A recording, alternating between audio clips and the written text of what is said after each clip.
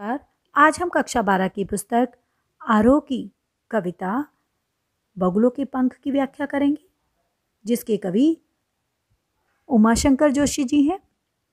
बगुलों के पंख कविता एक सुंदर दृश्य की कविता है। सौंदर्य का अपेक्षित प्रभाव उत्पन्न करने के लिए कवियों ने कई युक्तियां अपनाई हैं, जिसमें से सबसे प्रचलित युक्ति है सौंदर्य के ब्योरों के चित्रात्मक वर्णन के साथ अपने मन पर पड़ने वाले उसके प्रभाव का वर्णन। वस्तुगत और आत्मगत के संयोग की यह युक्ति पाठक को उसके मूल सौंदर्य के काफी निकट ले जाती है। जोशी जी की इस कविता में ऐसा ही है। कवि काले बादलों से भरे आकाश में पंक्ति बनाकर उड़ते सफेद बगुलों को देखता है। वे कजरारे बादलों के ऊपर तैरती सांझ की श्वेत काया के समान प्रतीत होते हैं। यह दृश्य इतना नयनाभिराम है कि नयनों को, आंखों को अच्छा लगने वाला है कि कवि और सब कुछ भूलकर उसी में अटका सा रह जाता है। वह इस माया से अपने को बचाने की गुहार लगाता है। क्या यह सौंदर्य से बांधने और बिंधने की चरम स्थिति को व्यक्त करने का एक तरीका है? इस कविता का गुजराती से हिंदी रूपांतरण भोलाभाई पटेल जी ने किया है। यह कविता प्रकृति सौंदर्य से संबंधित है। आकाश में काले काले बादल छाए हुए हैं, सांझ का समय है और सफेद पंखों वाले बगुले पंक्तिबद्ध होकर आकाश में विहार कर रहे हैं और कवि इन बगुलों को देखता ही रह जाता है। उसे लगता है कि बगुलों की ये पंक्तियां उसके नयन चुरा लेंगी। नभ में पाती बंधे बगुलों के पंख चुराए लिए जाती वे मेरी आंखें।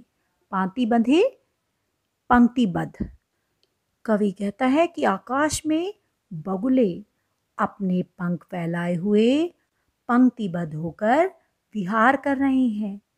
उनमें इतना आकर्षण है कि वे मेरी आंखों को चुरा कर ले जा रहे हैं, अर्थात मैं टकटकी लगाकर उन्हें निहार रहा हूं।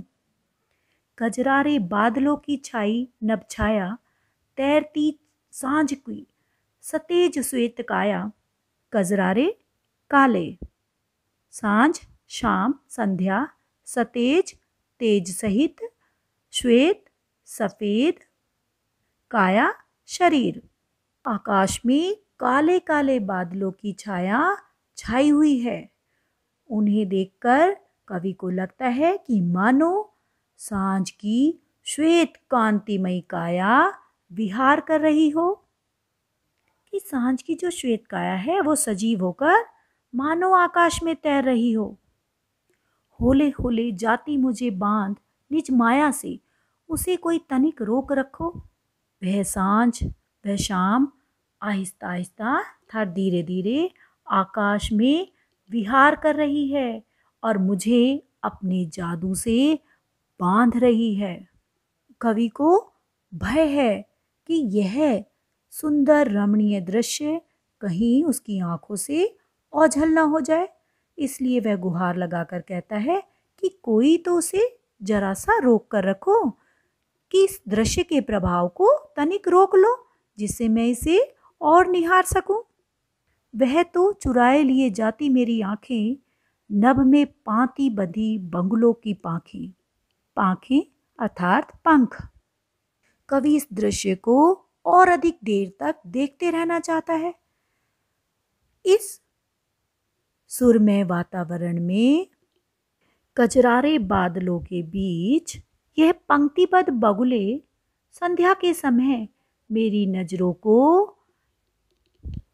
जैसे चुराए लिए जा रहे हैं और दूर होते जा रहे इन बगुलों को भी मेरी दृष्टि देखना चाहती है कि वो इनके साथ साथ चली जा रही हैं। इन उड़ते बगुलों की पंक्तियों के दृश्य को कवि हमेशा के लिए रोक कर रखना चाहता है। इन बगुलों की पंक्तियों ने उसका ध्यान पूरी तरह से अपनी तरफ आकर्षित कर लिया है और वो एकटक मुग्ध होकर उन्हें ही देखना चाहता है। नभ में पांति बंधे बगुलों के पंख चुराए लिए जाती वे मेरी आंखें में मानवीयकरण अलंकार है। होले होले में पुनरुक्ति प्रकाश अलंकार है। आंखें चुराना मुहावरे का प्रयोग हुआ है। पाती बंधे में बावर्ण की आवृत्ति से अनुप्रास अलंकार है। उसे कोई तनिक रोक रखे में भी अनुप्रास अलंकार का प्रयोग हुआ है। चित्रात्मक वर्णन है। भाषा प्रवाहपूर्ण है। कवि ने गतिशील बिंब भाषा का प्रयोग किया है।